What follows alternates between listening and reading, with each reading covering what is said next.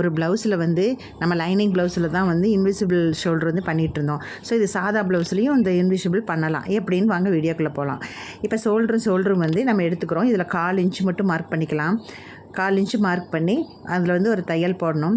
இப்போ இந்த 1/4 இன்ச்சு எடுக்கும்போது பார்த்திங்கன்னா ஃபஸ்ட்டு இப்படி தைக்கும் போதே முன்னாடி, அதாவது நல்ல பக்கம் வந்து நம்மளை பார்த்த மாதிரி இருக்கணும், மேலே இருக்க மாதிரி.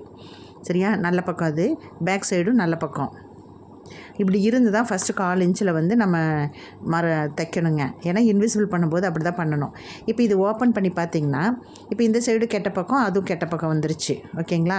இதை 2ஆக மடித்து நம்ம எப்பவும் போல் 1/2 இன்ச்சு மார்க் பண்ணியிருப்போம் இல்லையா, அந்த இது கெட்ட பக்கம், இது கெட்ட பக்கம்.